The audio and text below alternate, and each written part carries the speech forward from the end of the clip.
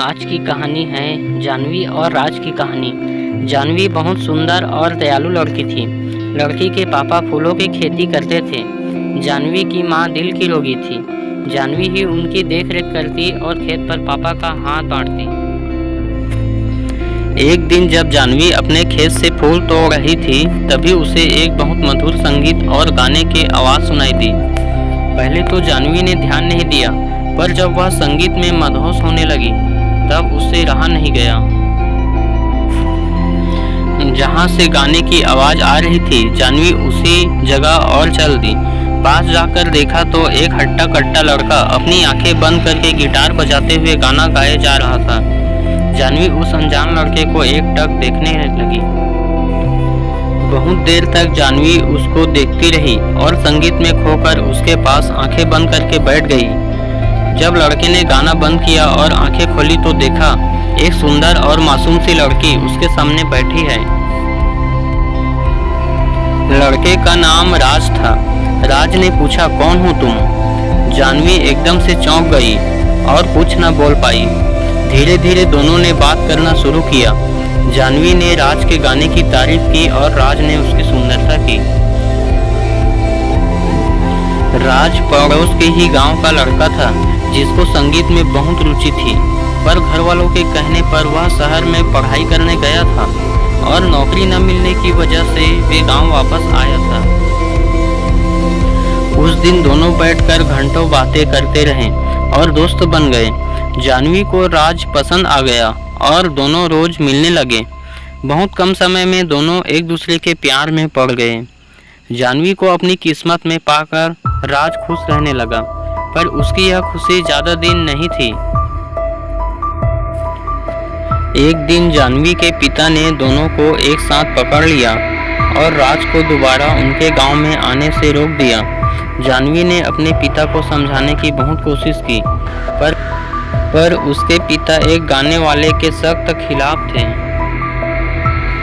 जब जानवी की माँ को यह पता चला तो उनकी तबीयत और बिगड़ गई। इस बात से परेशान होकर जानवी ने राज से फोन पर भी बात करना बंद कर दिया। राज ने मायूस होकर गांव को छोड़ दिया।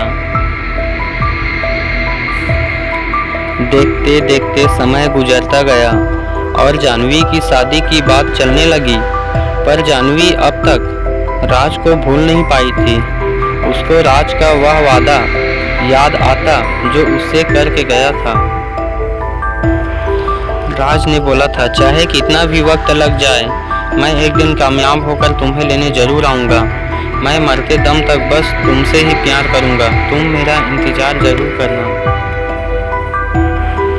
कभी कभी जानवी को लगता कि राज उसको भूल गया है और कभी कभी लगता वह जल्दी ही वापस आ जाएगा।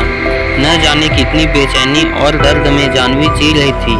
न वह किसी से कुछ कह सकती थी और न अपने प्यार को भूल सकती थी।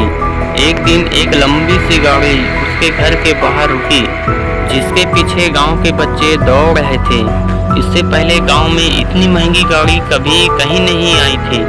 गाड़ी देखकर ही मोहल्ले के सभी लोग जमा हो गए।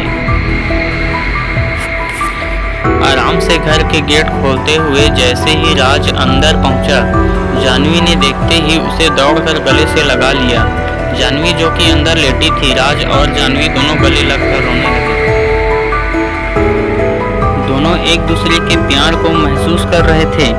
दोनों के मन में सारी शंकाएं दूर हो गई और दोनों का प्यार वक्त के साथ बढ़ता गया। जानवी के पापा से राज ने उसका हाथ मांगा और जानवी की माँ का इलाज बड़े शहर में कराने का वादा किया। राज शहर में बड़ा गाने वाला बन गया था। उसके गाने टीवी पर आने लगे थे। आज उसके पास वह सब कुछ था जिसको जानवी के पिता ने कभी देखा तक न था। उसके पास शहर में कई बड़े बंगले और कारें थी। जानवी के पिता इस बार राज को मना नहीं कर पाए और दोनों के प्यार को देखकर झुक गए और दोनों की शादी धूमधाम से करा दी। जानवी और राज ने अपना पूरा जीवन उसी खुशी बिताया और जब वह शहर से बोर हो जाते तब वही उस खेत के पास आते जहां वह पहली बार मिले थे।